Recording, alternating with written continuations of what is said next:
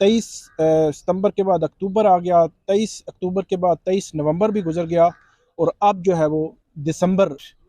हमें सुकून तो अब पता नहीं कब मिलेगा, मगर यह है कि कुछ तसल्ली तो ये होगी कि इस तरह के क्रिमिनल आज़ाद नहीं घूमेंगे। इनकी माँ घर पे रहती हैं, वो बात नहीं कर सकती किसी के साथ भी। वो जब भी बात करती हैं तो वो बहुत मुश्किल है हमारे लिए कि इस बेटी के मुतालिक बात करना। ये हमारे साथ हम ये सोचते रहे हैं कि शायद वो आ जाएगी, कल आ जाएगी, फिर आ जाएगी। बहुत मुश्किल है हमारे लिए, उनके लिए तो और भी मुश्किल है, इसलिए वो मीडिया पे आना पसंद नहीं करती। और मैं सुबह सुबह 8 बजे के करीब कचहरी पहुंच जाता। बिस्मिल्लाहिर्रहमानिर्रहीम, अस्सलाम वालेकुम नाजरीन, मैं हूं साकिब बशीर। आज हमारे साथ मौजूद हैं सारा इनाम के वालिद इंजीनियर इनामुर रहीम। इस्लामाबाद कचहरी में इस वक्त हम मौजूद हैं। इंजीनियर इनामुर रहीम साहब, एक तो आपका बहुत शुक्रिया, आप हमारे साथ मौजूद हैं।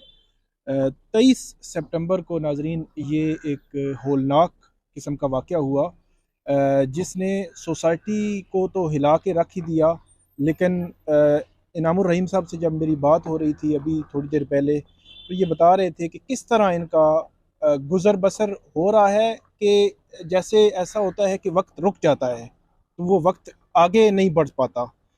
तो यही सिचुएशन ये बता रहे थे। तो इस्लामाबाद कचहरी में, क्योंकि 23 सितंबर को ये वाक़या हुआ था, 23 सितंबर के बाद अक्टूबर आ गया, 23 अक्टूबर के बाद 23 नवंबर भी गुजर गया, और अब जो है वो दिसंबर आज है। जितनी भी समातें हो रही हैं, सारा इनाम केस की जो सेशन जज अता रबानी साहब कर रहे हैं, उन तमाम समातों में मौजूद होते हैं। इससे कबल हमने देखा कि जो नूर मुकद्दम, जब उसका कत्ल हुआ था बड़ा भयानक तरीके से, तो उनके जो वालिद हैं शौकत मुकद्दम, वो उनको हम कचहरी देखते रहे 7-8 मंथ। उसके बाद 7-8 मंथ हो गए हैं वो इस्लामाबाद की हाई कोर्ट में अपीलों में आ रहे होते हैं, तो उनके साथ भी इंटरेक्शन रहता है। तो वालदैन का दुख जो है वो अल्फाज में बयान नहीं किया जा सकता। आप आ रहे हैं, केस को फॉलो कर रहे हैं, आप क्या कहेंगे इस हवाले से इनामुर रहीम साहब? अस्सलाम वालेकुम, बहुत शुक्रिया साकिब साहब, आप हमारी आवाज़ बने हुए हो, आपका बहुत शुक्रिया। और खुदा करे कि ये मामला जल्दी निमट जाए। बहुत तकलीफ़ देह चीज़ें हैं। एक हमारी बेटी हमसे छीन ली गई बेदर्दी के साथ, और अब हम कचहरी और कोर्ट्स के चक्कर में फिर रहे हैं। तो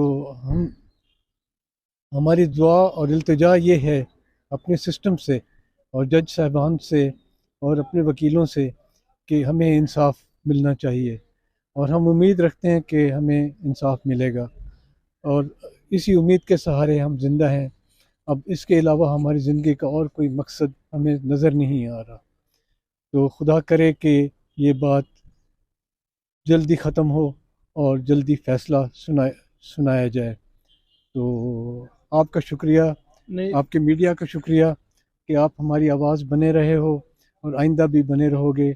हमें इससे बहुत दिलासा मिलेगा और आपकी सपोर्ट की बहुत ज़रूरत रहेगी। बिल्कुल इनामुर रहीम साहब, हम जो है वो बिल्कुल इससे कबल भी जितने इस किस्म के केसेस आते रहे हैं, उनको भी हमने इसी तरह हाईलाइट किया है। और इसको भी, सारा इनाम का जो कत्ल है, इसको इस केस को भी हम उसी तरह हाईलाइट करेंगे, और ये उम्मीद रखते हैं इस सिस्टम से कि ये सिस्टम उन कल्प्रिट्स को ज़रूर जो है वो सज़ा देगा।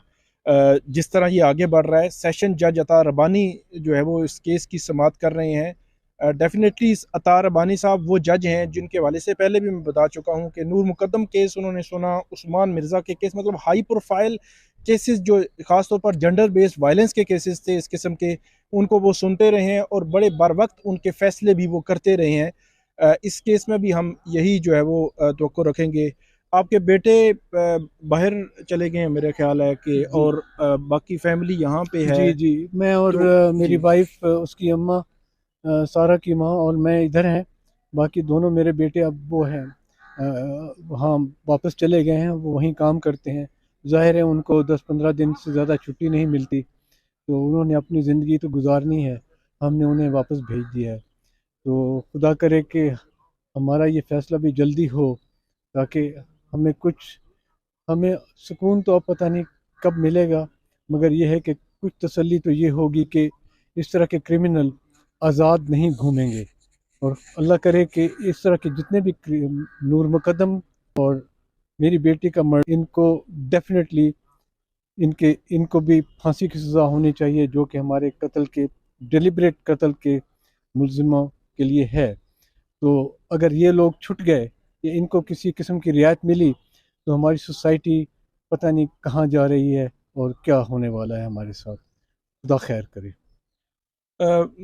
سارا کی جو والدہ ہیں وہ تو ظاہر سی بات ہے اس سے قبل کسی ہمارے میڈیا کے اس پہ فورم پہ نہیں آئیں، تو بٹ ڈیفینیٹلی وہ نہیں آنا چاہ رہی ہوں گی، لیکن ان کے وہ گھر پہ ہی ہیں آج کل وہ۔ جی جی جی، ان کی ماں گھر پہ رہتی ہیں، وہ بات نہیں کر سکتی کسی کے ساتھ بھی، وہ جب بھی بات کرتی ہیں تو وہ بہت مشکل ہے ہمارے لیے کہ اس بیٹی کے متعلق بات کرنا۔ یہ ہمارے ساتھ ہم یہ سوچتے رہے ہیں کہ شاید وہ آ جائے گی، کل آ جائے گی، پھر آ جائے گی، بہت مشکل ہے ہمارے لیے، ان کے لیے تو اور بھی مشکل ہے، اس لیے وہ میڈیا پہ آنا پسند نہیں کرتی۔ بس میں ہی یہ بھگت رہا ہوں اور میں ہی انشاءاللہ آخر تک اس کیس کو بھگتوں گا۔ انعام الرحیم صاحب، آپ نے جس طرح بتایا، جو ڈیفینیٹلی ان کی جو والدہ ہیں، ہم سمجھ سکتے ہیں کہ ان کے جو جذبات ہیں، احساسات ہیں، اپنی بیٹی کے ساتھ جو لگاؤ ہے، ان کی جو یادیں ہیں، ان کو نہ تو بلایا جا سکتا ہے، نہ تو کسی الفاظ میں ڈالا جا سکتا ہے، نہ ان کا کوئی متبادل کو نعم البدل ہے بالکل۔ اور باقی ہم بطور میڈیا جو ہے وہ یقینی طور پر میں یہ کہہ سکتا ہوں کہ ہم آپ کی آواز بنیں گے، اور جو بھی کیس چل رہا ہے اس کیس کو، بلکہ کورٹ میں جب بیٹھے تھے تو بات آپ سے ہو رہی تھی کہ ہم پروفیشنل جرنلسٹ ہیں، میرا ایکسپریس نیوز کے ساتھ تعلق ہے، اور ہم ہر کیس کو پروفیشنلی جو ہے وہ رپورٹ کرتے ہیں، اس میں کوئی بغیر لگی لپٹی کے رپورٹ کرتے ہیں، لیکن ایک مقصد جو ہے وہ ہمارا یہ بھی اس میں ہوتا ہے کہ ہر چیز رپورٹ ہو، وہ ریکارڈ پہ آئے، اور خاص طور پر اس حوالے سے میں تو یہ بھی کہتا رہا ہوں پریویس اپنی جو ہمارے ویڈیوز تھیں کہ جو سول سوسائٹی ہے اس کو ڈیفینیٹلی اس پہ آکے آنا چاہیے، سول سوسائٹی کی بڑی آواز ہوتی ہے، ہونی چاہیے۔ سوشل میڈیا پر ہم بھی کوشش کرتے ہیں کہ جو چیزیں فیکچولی ہیں وہ ہم وہاں پہ رپورٹ کریں، لکھ رہے ہوتے ہیں ٹویٹر پہ بھی، ان کو بھی آگے آنا چاہیے۔ اور آپ کی جو فیملی ہے، آپ کا جو دکھ ہے بطور والد، اور جو سارا کی والدہ ہیں ان کا جو دکھ ہے، وہ میرا خیال ہے ہر سوسائٹی میں جو بھی باپ ہے، جو بھی ماں ہے، جو بھی بہن ہے، جو بھائی ہے، وہ اس کو فیل کرتا ہے، اور ڈیفینیٹلی اس کی فیلنگز، اس کے جذبات جو ہے وہ کہیں نہ کہیں وہ سامنے آ ہی رہے ہوتے ہیں۔ آخری سوال میرا یہ ہے کہ 23 سپٹمبر سے لے کر 5 دسمبر ہو گیا ہے، اب یہ کیس اب آگے بڑھ رہا ہے، تو آپ آتے ہیں، روزانہ آتے ہیں، کتنے بجے پہنچتے ہیں؟ اگر آج کی تھوڑا سا شیڈول بتا دیں تو کس طرح آپ؟ ہاں جی، ہم کیس کی جب تک کہ کیس چلے گا تو میں تو یہیں رہوں گا، اور میں صبح 8 بجے قریب کچہری پہنچ جاتا ہوں، اور پھر اس کے انتظار کرتے رہتے ہیں کہ جب وکیل پیش ہوں گے، جب جج صاحب بلائیں گے، اور جب تک کہ وہ معاملہ ختم نہیں ہو جاتا تو میں تو یہیں رہتا ہوں۔ اب معلوم یہی ہوتا ہے کہ زندگی کا مقصد ہی یہی رہ گیا ہے، تو بہرحال ہم اس کو نپٹا کے جائیں گے انشاءاللہ۔ آپ زندگی میں، کیونکہ شوکت مقدم صاحب سے میں نے پوچھا تھا تو انہوں نے کہا تھا کہ زندگی میں پہلی دفعہ مجھے جو ہے وہ کچہری کا منہ جو ہے وہ اس لیے دیکھنا جی پڑا، جی تو جی آپ کا بھی پہلا جی، یہ پہلا انسیڈنس ہے جی، اور سب سے برا انسیڈنس ہے جی یہ ہماری زندگی میں۔ ہم کبھی کچہری نہیں گئے جی، نہ ہی اپنی پراپرٹی کی ڈویژن کے سلسلے میں گئے ہیں، نہ ہی کسی اور سلسلے میں کبھی کچہری جانے کا اتفاق ہوا ہے۔ انفارچونیٹلی جو پہلا اتفاق ہوا وہ اتنا برا ہوا۔ بہت شکریہ انعام الرحیم صاحب، آپ کا، آپ ہمارے ساتھ تھے، آپ کے جذبات، آپ کے احساسات، آپ کا جو یہ کام ہے، ہم انشاءاللہ آپ کے ساتھ ہوں گے، ہیں، اور آئندہ بھی ساتھ چلیں گے۔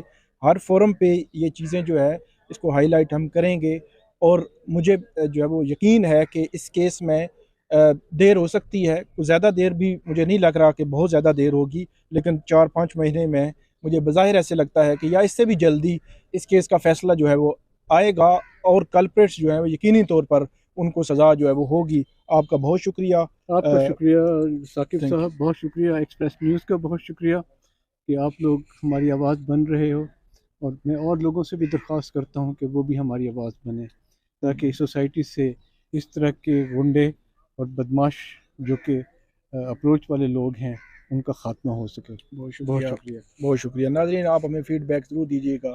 اللہ حافظ.